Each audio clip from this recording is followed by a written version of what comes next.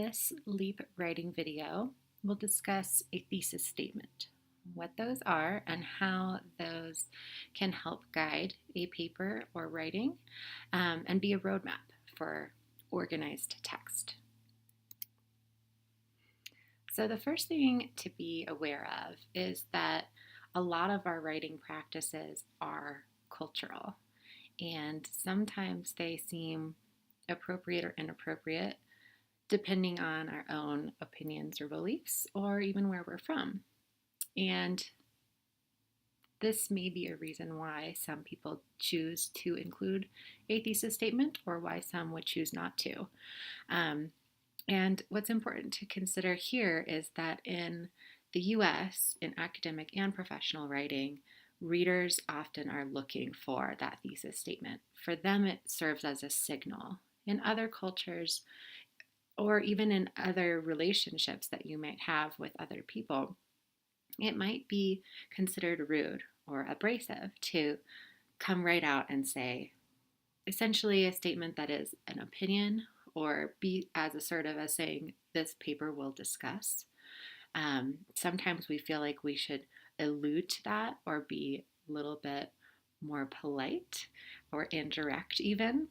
And this is understandable. This would make sense in many cases. But here in the US, for these types of writings in professional and academic locations, a thesis statement is considered a helpful tool.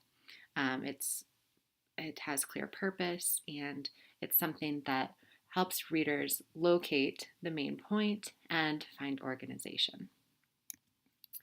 So a thesis statement is intended to guide your readers through your text so that they are aware of what they're reading and they know why they're reading.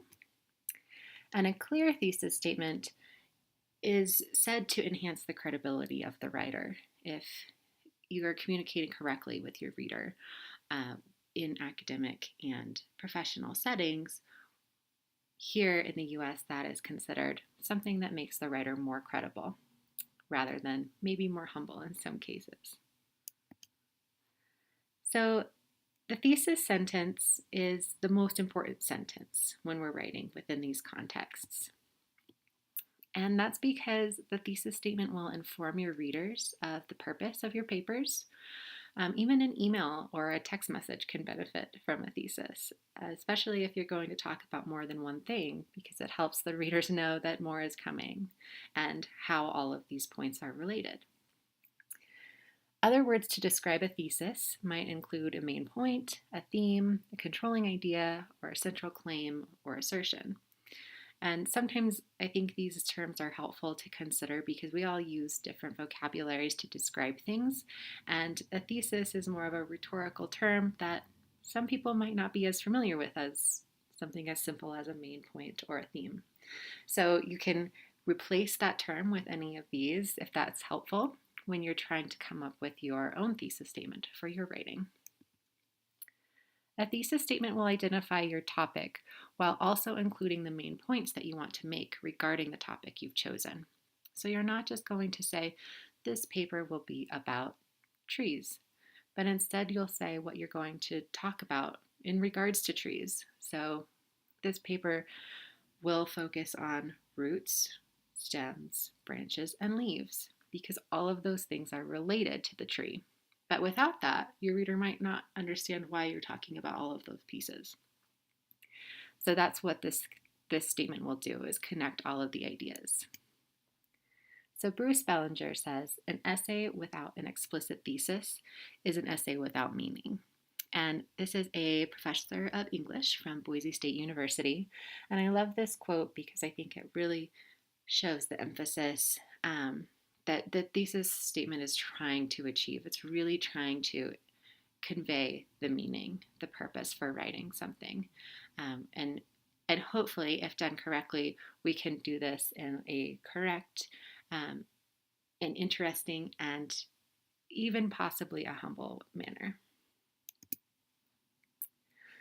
So a few examples of thesis statements can be helpful to compare and contrast to your own topic potentials, and even some kind of fill in the blank thesis statements can be helpful, which will be on your handouts that you can try those as well.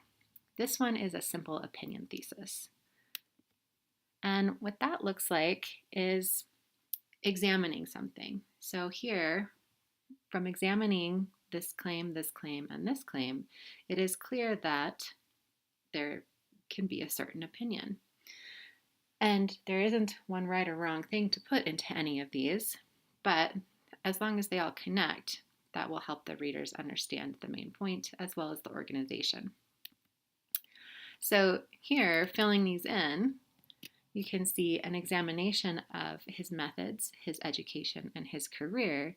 It is clear that Pablo Picasso was a skilled artist. So here you're kind of plugging in your own different claims and then your own opinion. So something that you believe, in this case, Pablo Picasso was a skilled artist, and then a few different claims that would support this statement. So from examining the methods, career, and education, which then you'll do in the body of your text. So those are things that you know you have evidence to support and things that will make the statement that Pablo Picasso is a skilled artist seem more credible. So they're almost evidences that you're choosing to use to support this argument. And then your readers know what to expect because you've said your main idea, your opinion, and you've also said the claims about that idea that you're going to address. This can also be helpful from a writing perspective because then you know that you're just going to focus on those three things rather than maybe his early childhood or his friendships or any other component of his life that might take you down a rabbit hole. But this can help you stay really focused. And 3 here is pretty common when you're thinking about claims for a thesis and when you're thinking about a paper overall. However, they can be much, much longer or much shorter depending on the topic and your assignment. So sometimes you might just talk about one claim and it would have a few points within that claim that you could use as well. So another example is a simple analysis thesis. And this is if you are asked to analyze a visual, a text even, but often a work of art could be used in this case as well. And so here you have the thesis statement on the left-hand side, and it's broken into a couple different lines so we can see how that translates then when you're adding your own components. This statement has some other things that you can plug in, but it would start with, this paper will employ an analysis of a work of art, perhaps, in order to describe something. So here you would have element 1 and element 2. So here you see it's kind of flip-flopped where you have your claim first of what you're going to do and then your evidence after. And here there are only 2 elements or claims that you could use. So you could think of how that might look if you have more than 2 or 3 as well. If you look at this example, you can keep part of this statement the way it is. This paper will employ. And then when you're inserting your own, what you're going to analyze, a close visual analysis of Michelangelo's Pieta, perhaps. Then you keep in order to describe, and then you insert your own element, how the form of the work relates to its function, and how the sociocultural use of the female form functioned in this time period. So you can see that these can get longer. Your analysis could be of a reading, a work of art, even a project or a proposal. And then your elements don't just have to be one word or one thing. They can be an idea that you're going to discuss.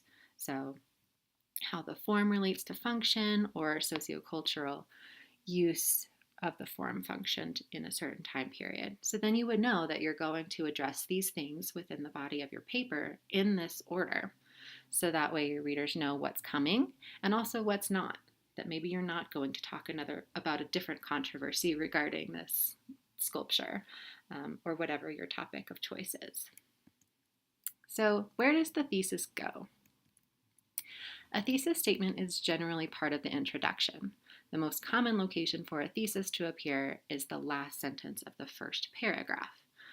Now, you can be creative with where you choose to put this, but it can also be helpful when you're thinking of being a reader yourself to have a place that you're looking for this piece of information, and then to find it there can be convenient and also seem well organized. So this is at least somewhere in the introduction is where you would want your thesis statement to be. It is really the main sentence or the most important sentence that your readers will be looking for. And a thesis statement will also be repeated within the body of the paper. It could also, again, go into the conclusion in order to reiterate the purpose.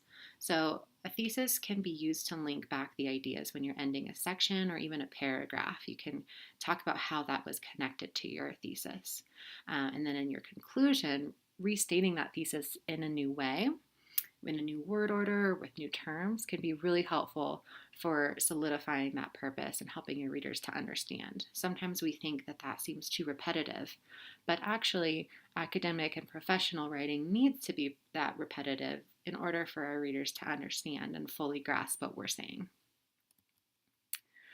So something that always helps me is to think of the thesis as a roadmap. It's almost a miniature table of contents for a work of text that is not book length or wouldn't typically have a full page table of contents, but it does tell your readers what's going to happen and in what order. A thesis statement is a roadmap for your readers to follow as they move through your text. So really being aware of where you put your elements or your claims and how they're going to flow within the body so that they match the same order in your thesis statement. That helps add and enhance to the organization for your readers, and it also helps them know what to expect. So an example, if you are writing a project plan or proposal, your thesis statement might look something like this. In order to create a strong donor support system for a developing nonprofit organization, directors will need to establish a strong mission statement and thorough research of potential donors. So here is a good thesis statement which has the claim, the overall opinion or idea, and then the two things, elements that will need to be discussed within the paper. So when you're thinking about organizing your paper, this is a very simple outline that can get you started writing, where you would have your introduction, which would include your thesis. And then in the body of your text, you could have two paragraphs, one paragraph going for each of the elements, or even two sections where you're going to devote multiple paragraphs to talking about that particular element. And then the conclusion. So that would be just the most basic way to think about any kind of writing, whether it's an email, a text message, or something more like a grant proposal or an analysis. And so here you see the first element is to establish a strong mission statement, and that goes into your first section or paragraph. And the second element is thorough research of a potential donor, and that goes into your second paragraph or section. So then you would be sure to talk about how each of those things helps to create strong donor support for a developing nonprofit organization. A few things to get you started, because that can be the hardest part, is putting things on the paper in regards to a thesis statement. I like to think of questions because they pose them in a way that gives me an answer to think about and write down. And then once you get those thoughts flowing, you can start to structure it. So the first question is, why are you writing? Are you writing for an assignment? If it's an assignment, there might be a clear purpose that you can include within your thesis statement to help connect to that.